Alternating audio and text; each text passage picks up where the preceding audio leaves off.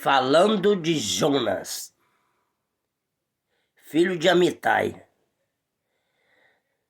de Gat-Éfer, em Zebulon, que profetizou a restauração das fronteiras de Israel, o que foi cumprido por Jeroboão II, 782, 753 a.C.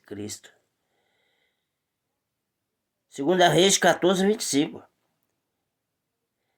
E herói do livro que traz o seu nome. Como Jonas provavelmente falou palavras relativas a Jeroboão em aproximadamente 790 antes, de Cristo, durante a corregência desse último com seu pai, Jeoás. É quase certo que Jonas tenha conhecido Eliseu, falecido em 797 a.C., e pode ter sido um dos filhos dos profetas treinados por ele. Confere 2 Reis 6, 1-7. Estudiosos mais liberais negam que os eventos de Jonas tenham realmente acontecido e também que ele tenha escrito esse livro. Eles alegam que a história foi inventada por um escritor anônimo do século IV a.C., pois no início Jonas tinha um espírito exclusivamente nacionalista, muito comum entre os judeus do período pós-exílico. Portanto, ele servia como um exemplo muito conveniente. De acordo com o livro de Jonas, o Senhor ordenou que ele fosse a Nínive e clamasse contra ela. Entretanto, o profeta foi para Jope, onde embarcou em um navio que ia para Tars, que era talvez a Córcega ou parte de Israel. Enquanto Nínive estava no extremo leste, quando o Senhor enviou uma grande tempestade que ameaçava o navio. O capitão encontrou Jonas adormecido e ordenou-lhe que invocasse o seu Deus, na esperança de que todos pudessem ser poupados ao lançarem sorte. Jonas foi declarado culpado daquela calamidade. Ele mesmo mandou que os homens o lançassem ao mar, pois era o responsável pela tempestade. O Senhor havia preparado um grande peixe para que tragasse a Jonas, para dessa forma salvá-lo. Ele permaneceu no ventre daquele grande peixe durante 3 dias e 3 noites. Depois que Jonas orou um salmo de ação de graças, o peixe o vomitou numa praia, provavelmente muito distante na costa da Síria. Deus novamente ordenou que ele fosse a Nínive. Dessa vez Jonas obedeceu e ali pregou. Ainda 40 dias Nínive será subvertida. Como o povo se arrependeu e o rei proclamou o jejum, Deus suspendeu a calamidade. Mas Jonas ficou muito zangado. Nesse ponto, o motivo de Jonas ter saído da cidade foi revelado.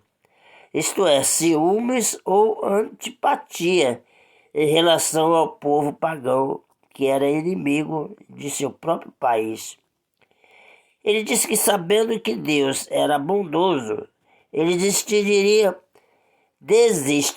do castigo sobre Nínive se as pessoas se arrependessem. E pediu ao Senhor que tirasse a sua vida. Deus fez crescer uma planta que deu sombra à sua cabeça enquanto observava a cidade à distância. No dia seguinte, Deus rapidamente destruiu a planta, de forma que Jonas ficou zangado novamente.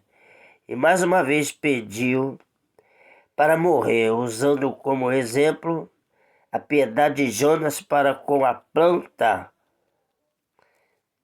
pela qual ele não era responsável, em contraste com a sua completa falta de piedade para com as pessoas a quem havia sido designado para ajudar.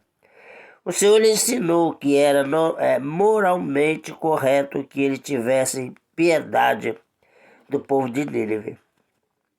A história de Jonas termina abruptamente e não existe mais nenhum registro do Antigo Testamento a seu respeito. Podemos assumir que ele aprendeu a lição, pois a sua história foi escrita. O Senhor Jesus Cristo referiu-se aos 3 dias de permanência de Jonas no ventre do peixe, e também ao arrependimento de Nínive. Mateus 12, 39 a 41. Mateus 16, 4, Lucas 11, 29 a 32. Pois é.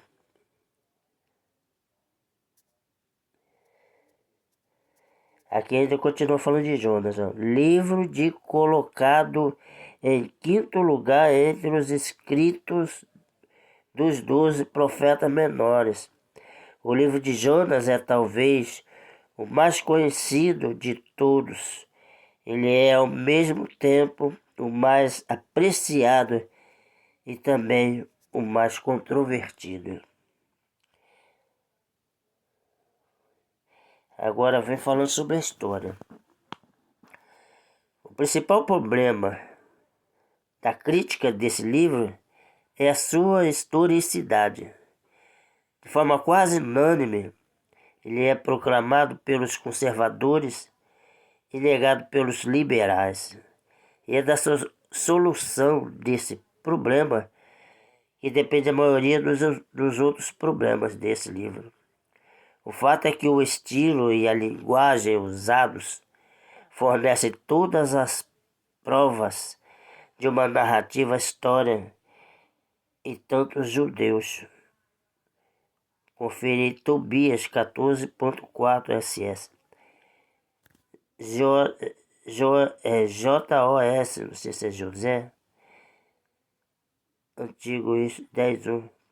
Como os cristãos compreenderam esse sentido recentemente, a identificação de Jonas como profeta histórico, segundo Reis 14:25, veja esse Jonas, serve como outra indicação, assim como testemunho.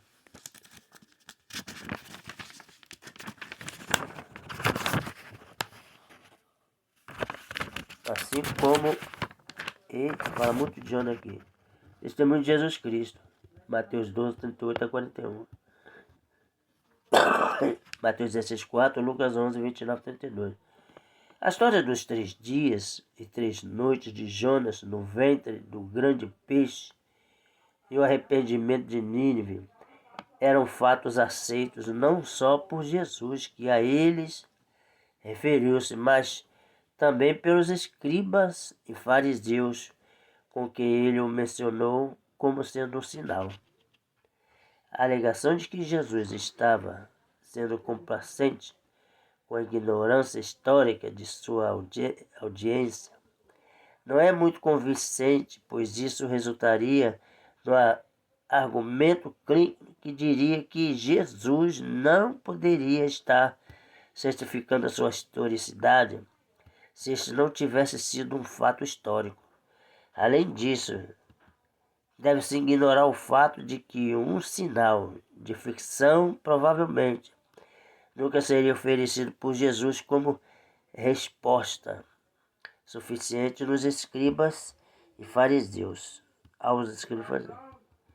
que exigiam dele esse sinal. Entretanto, essa historicidade foi contestada pelos liberais, que se basearam nos elementos miraculosos das declarações sobre Nínive, na linguagem, na forma e no aspecto político.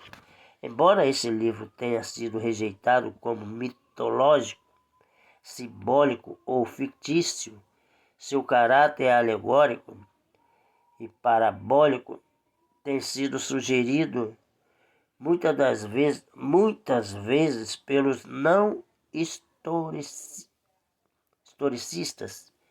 De acordo com a interpretação alegórica, toda característica tem um elemento correspondente na experiência de Israel. Jonas representa a nação. Sua fuga representa a negação de sua missão junto aos povos. O navio no mar é o navio da intriga diplomática no mar do mundo. Os marinheiros são os gentios. A tempestade é a transferência do poder da Assíria para a Babilônia. O peixe é o exílio e o vômito de seu corpo é o seu retorno. Muitos liberais acreditam que uma interpretação alegórica depende demasiadamente das fantasias da imaginação do intérprete. E por esta razão tem afirmado que se trata de uma simples parábola, com uma analogia mais geral do que um paralelismo preciso. Viu como é bom a gente ler as coisas?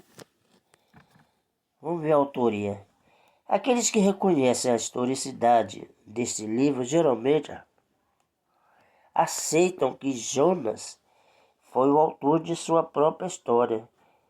Embora todo o livro, exceto o Salmo 2, de 2 a 9, tenha sido escrito na terceira pessoa, isso pode apenas significar que, caso o próprio Jonas não seja o autor, uma outra pessoa, até mesmo uma amanuense, o encomendou. Porém, os fatos realmente vieram de Jonas. Também é possível que este fosse um artifício literário usado por Jonas, característico da narrativa histórica.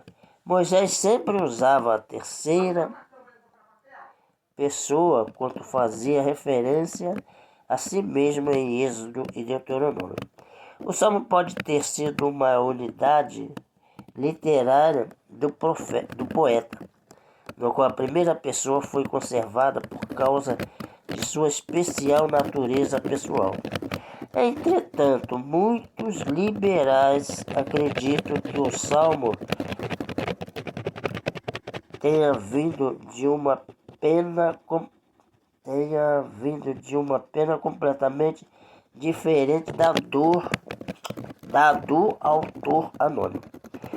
O suposto autor sugerido é um escritor do século IV a.C., que teria simplesmente usado uma figura histórica anteriormente como um pretexto sobre o qual poderia apoiar a sua imaginação. Como é importante, né? Saber isso aqui, né? Mas ainda venha sobre a data aqui. Parece que a aceitação da historicidade de Jonas exige que se date os eventos do livro durante o reinado de Jeroboão II, né? 782, 753 a.C.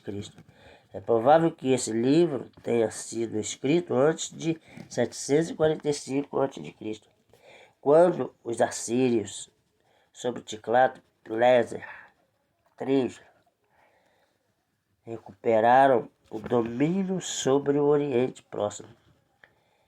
R. Dick Wilson, G. L. Axel Sorte, esse deve ser outros livros, né? Outros mostraram que certas palavras pouco comuns e prováveis aramaísmos não provam uma data posterior ao exílio. Entretanto, os não historicistas entendem que a maior parte dos escritos seja do final do século IV a.C. e que o Salmo tenha sido acrescentado no século II a.C. Aqueles que negam a historicidade desta obra nunca atribuem o livro a uma data anterior ao exílio, enquanto aqueles que aceitam não encontram razões para colocá-lo como uma obra posterior. Agora falando da estrutura e o estilo. Ao contrário dos demais profetas menores, esse livro apresenta uma narrativa inteiramente histórica, não uma coletânea de oráculos proféticos. Na verdade, a única afirmação profética no livro é: ainda 40 dias o Nínive será subvertida. Somente o fato de Jonas ser reconhecido como um verdadeiro profeta pode explicar sua inclusão no canônico Livro dos Doze. Sua narrativa é vivida, mas não com... Oi! Olha só, tá viu? Interrompeu. Agora chega. Por aqui tá bom. A gente ia falar de ocasião e propósito, do esboço. Continuando falando de Jonas aqui, a gente vai falar de a questão do milagre, a questão do Salmo, as questões de Nínive, que é muito importante. Dicionário, quando estamos lendo, página 1080. Falando de Jonas. É isso aí, fica ligado.